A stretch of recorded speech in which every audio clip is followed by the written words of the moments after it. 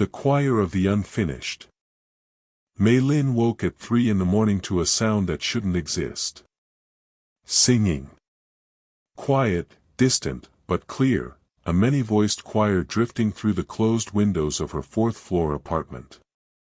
She lay motionless, listening, her heart beating faster. The sound came from the direction of the old church, 2 blocks away near the abandoned factory buildings. The church had been closed a year ago. Doors sealed with official stamps, windows boarded up, the cross removed from the roof.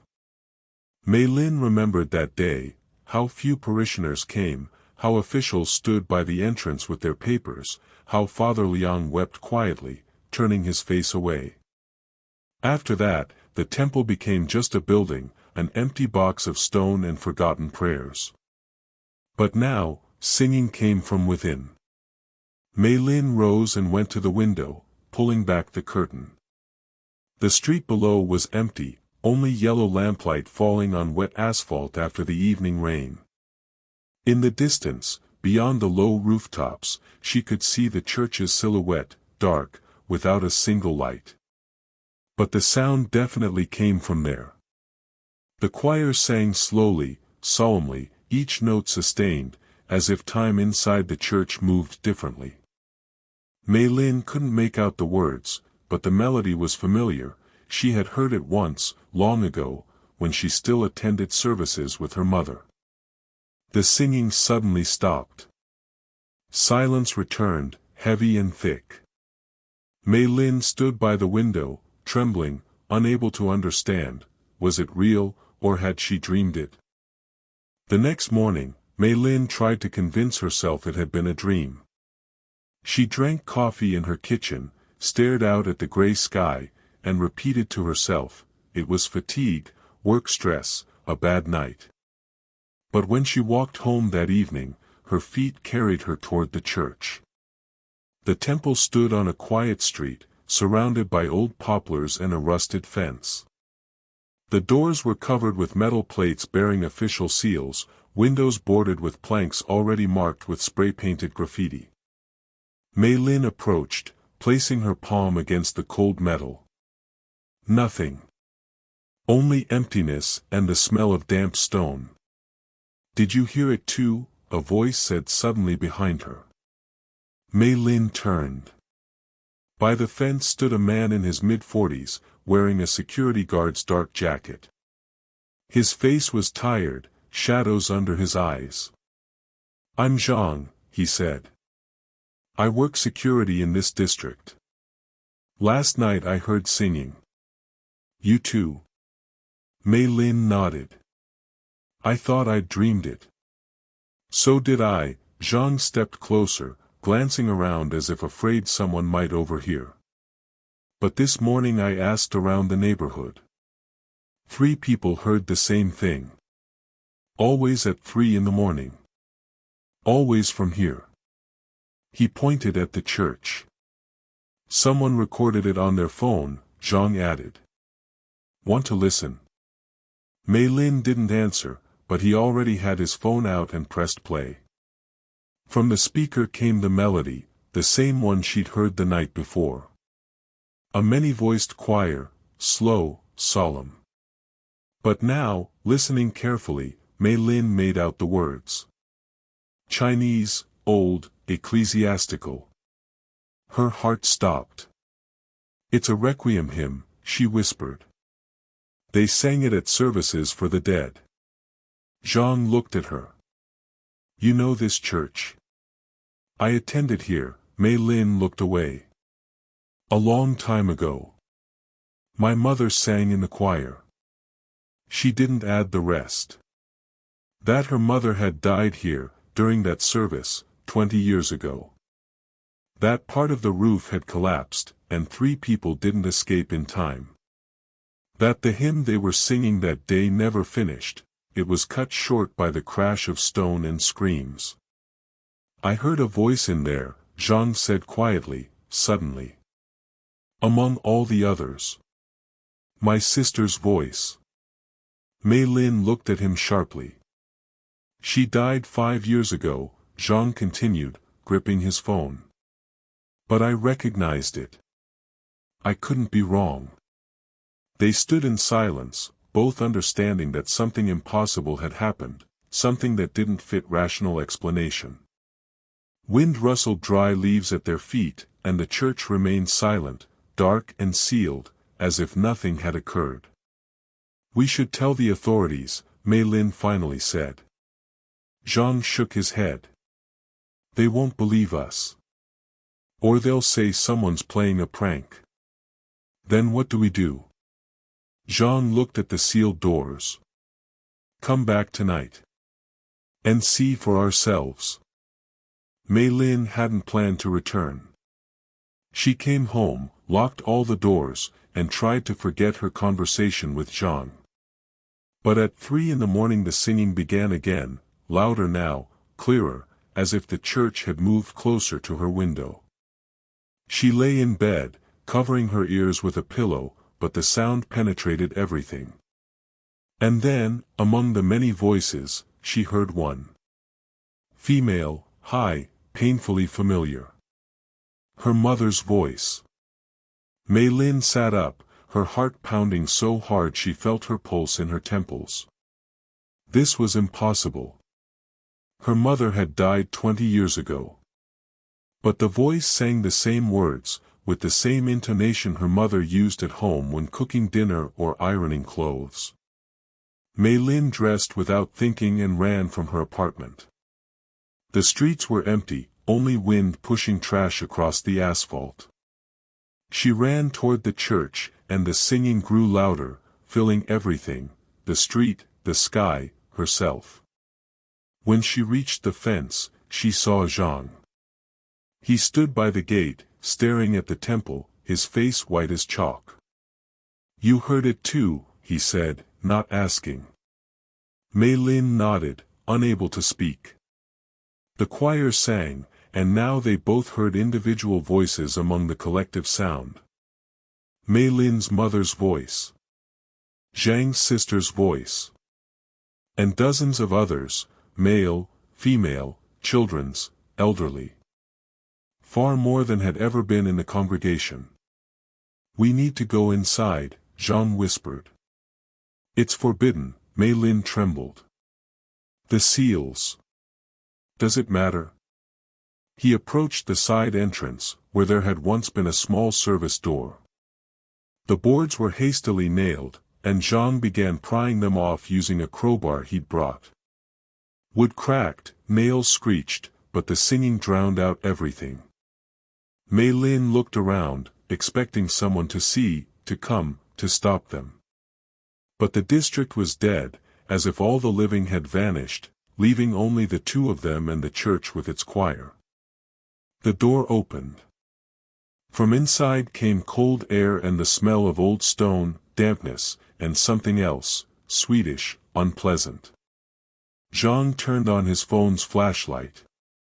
The beam illuminated a narrow corridor, walls covered with cracks, the floor empty and clean, without dust, as if someone had just swept.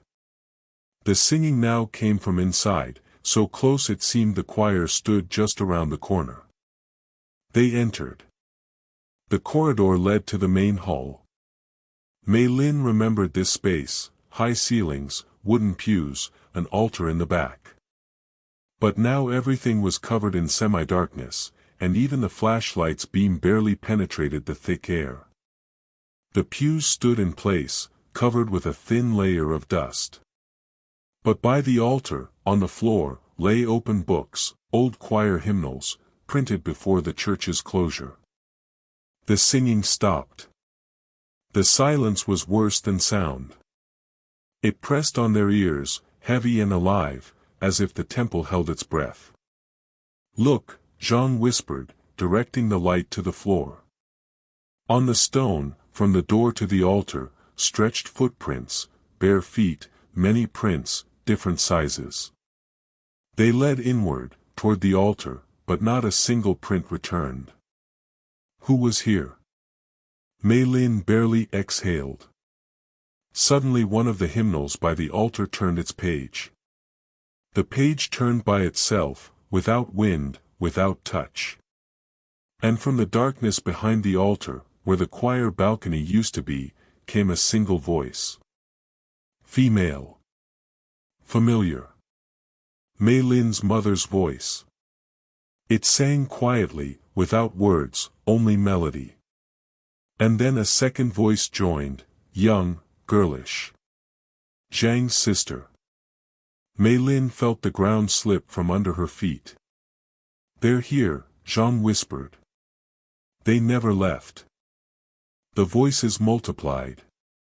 One by one, from the darkness behind the altar, from beneath the ceiling, from the corners of the hall, they joined the singing.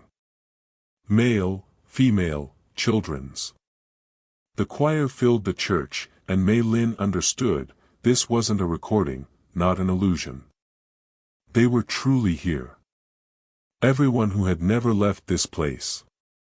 "We need to go," she pulled Zhang's sleeve, but he stood motionless, staring into the darkness. "Li Hua," he whispered. "Is that you?" One voice separated from the others, young, tender, singing closer, as if approaching them. Zhang stepped forward, toward the altar, and Mei Lin couldn't stop him. "Don't go closer," she screamed, but her voice drowned in the choir. The flashlight beam trembled, and in the darkness behind the altar something moved. Mei Lin saw silhouettes, indistinct, as if woven from twilight, but there were many. They stood in rows, like a choir during service, and sang without opening their eyes, without moving their lips. Only sound, emanating from them, filled the space. And among them Mei Lin saw her mother's face. The same profile she remembered from childhood. The same posture. Her mother stood in the front row, in simple clothing, with closed eyes, singing. Her lips didn't move, but the voice was hers. "Mother," Mei Lin stepped forward, forgetting her fear. The silhouette didn't react. It continued singing, as part of the whole, without individuality, without personality. Only a voice, woven into the general melody. Suddenly the choir changed. The tempo quickened, notes became sharper, and Mei Lin understood, they weren't singing for themselves. They were singing for someone else. For those who had come. Zhang reached the altar and picked up one of the open hymnals. On the page was printed the requiem hymn, the same one that had sounded from the church every night. But at the end of the page, written by hand in old characters, was an added text. "It says here," Zhang read, trembling, "the choir is incomplete.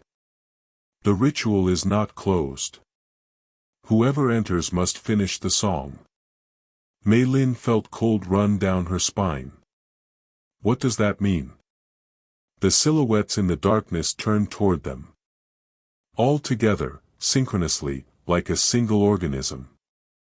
Their faces remained indistinct, but their gazes, empty yet hungry, were directed at Mei Lin and Zhang. The choir fell silent. And in the silence came a voice, old, weak, but commanding. It came not from inside the church, but from outside, from the entrance. "The ritual cannot be interrupted." "I tried." Mei Lin turned. In the doorway stood Father Liang. Old, bent, with a cane in his hand, he looked at them with an expression of pain and despair. "Father Liang." Mei Lin couldn't believe her eyes. "I knew you would come," he said quietly. "They always call those connected to them. I've waited 20 years, but didn't have the courage to return." He entered the temple, and the doors closed behind him on their own. The choir began singing again, quieter, but more insistent. The service didn't end that day, Father Liang said, looking at the silhouettes in the darkness. "When the ceiling collapsed, I fled. I left them. And now they wait for someone to complete the hymn."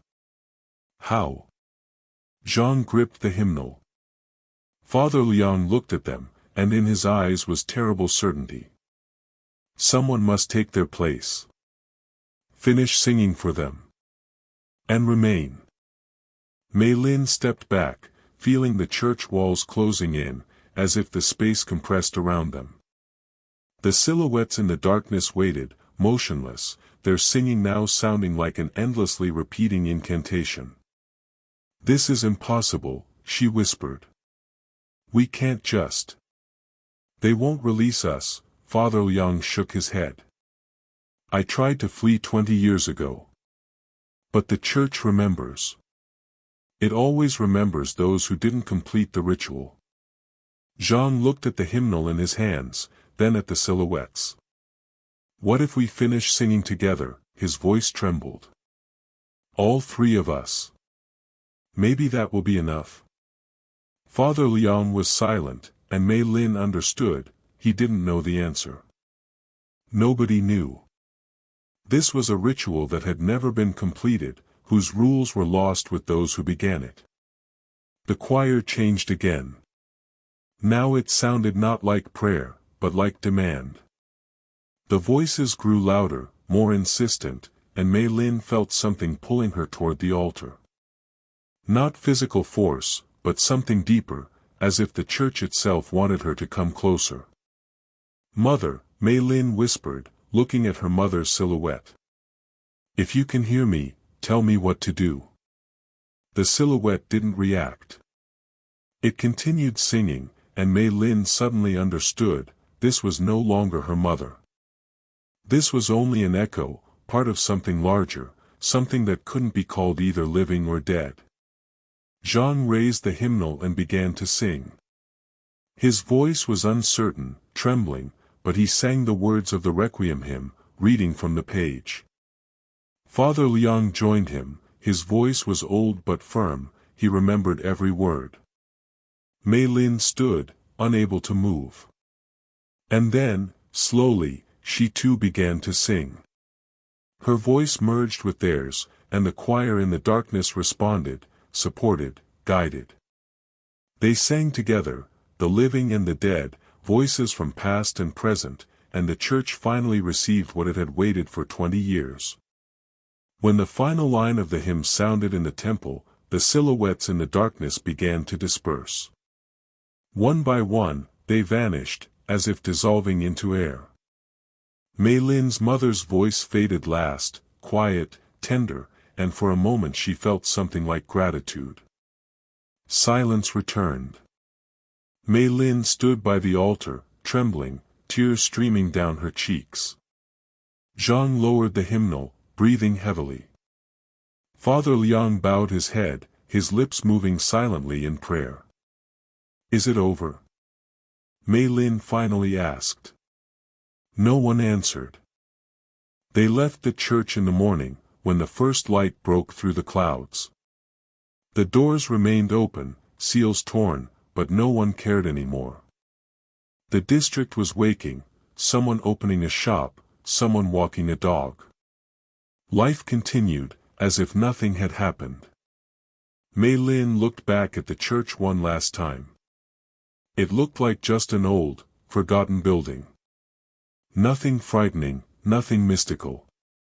Only stone and silence. "Will you return?" Zhang asked. Mei Lin shook her head. "No, there's no reason anymore." Father Liang left first, leaning on his cane, not looking back. Zhang lingered, looked at Mei Lin, wanted to say something, but remained silent. They parted in different directions, each with their burden, which had become slightly lighter, but hadn't disappeared completely. That night Mei Lin woke at 3. She lay in silence, listening, but there was no singing. The church was silent. But a week later, when she passed the temple during the day, she saw fresh footprints by the doors. Bare feet. They led inside. She didn't stop. Didn't look back. Just kept walking, trying not to think about how some rituals never truly end. That the church had perhaps accepted their offering, but would never be fully satisfied. And that on quiet nights, when the district sleeps, old buildings still catch echoes of the choir, distant, faint, but unchanging. A choir singing for those who haven't yet come, but inevitably will. The church waits. It always waits. The end.